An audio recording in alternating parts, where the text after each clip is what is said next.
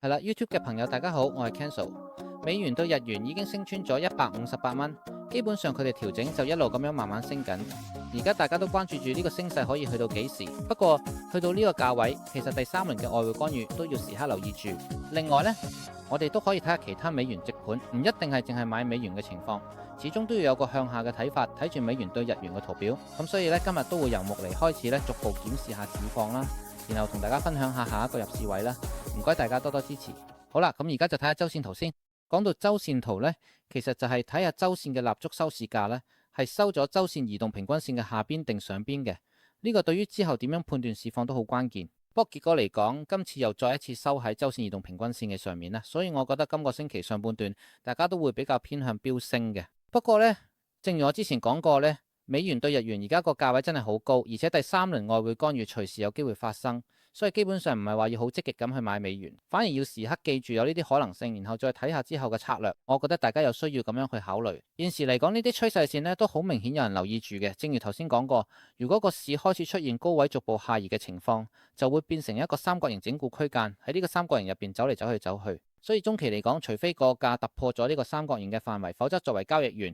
其實都會覺得幾難操作。不過如果你睇翻周線嘅走勢呢，基本上都係一個好靚嘅上升趨勢。只要個價唔跌穿152附近呢，呢個比較容易出現支持咗位呢，中期都可以繼續飆升。所以短期內如果有回調呢，都可以考慮嗰啲低位吸納嘅，預期可以低級咁樣作為基礎去制定之後嘅交易策略都冇問題嘅。咁帶住呢個背景同市場心理，當然要睇埋公司同埋部署，睇下今個星期有乜嘢可以入市嘅區域。好啦，佢而家睇下日線圖，今個星期自從突破咗158蚊之後，美元嘅強勢就好明顯。尋日都係以陽燭收市。不過咧，如果你望埋其他美元對貨幣對咧，就會見到咧，好似英鎊對美元啦，尋日咧其實美元咧被大幅拋售啦，歐元對美元啦，澳元對美元都係美元被沽出嘅走勢，所以尋日咧整體外匯市場都係美元被沽出嘅情況。咁所以琴日咧就係咁樣。關於呢一點，其實係出現咗陽燭，所以與其話係美元被買入，不如話係日元被拋售，咁樣理解會比較正確。如果你睇埋相關性，當日元變強嘅時候咧，隨時都可能會跌翻落去嘅。所以喺日線級別未有明顯回調之前，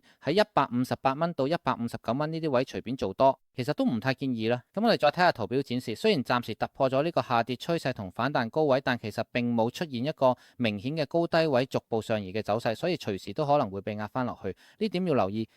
你都要有心理準備，因為呢度有周線移動平均線，如果發展到佢嘅情況，隨時有機會一舉跌落去，所以基本上你要同時保持上下兩邊嘅觀點去睇美元對日元嘅走勢。不過短期嚟講，你都可以留意下會唔會出現第三浪嘅走勢。咁如果真係一路升上去，去到160蚊附近，佢由嗰度做空，其實會係一個幾吸引嘅入市點。所以你可以帶住呢個思路，即係慢慢等機會入市，然後我哋再睇下具體點樣部署同埋入市步驟。好，佢而家睇下4小時圖，睇下現時個圖表點樣。咁如果你繼續睇落去，見到而家佢哋大浪出現呢，係慢慢咁企穩嘅4小時圖嘅移動平均線之上呢，所以可以睇到上升勢頭都幾強噶咯。不過如果你睇埋 RSI 現時已經去到超賣狀態，從技術分析角度嚟睇，暫時再追多啲長倉 long 都幾難，最好等佢有啲調整回落先再扭入市。所以喺未有明顯回調之前，唔建議大家喺呢啲位再追入長倉。正如我頭先講啦，依家日元偏強都幾明顯，所以好似158蚊呢啲位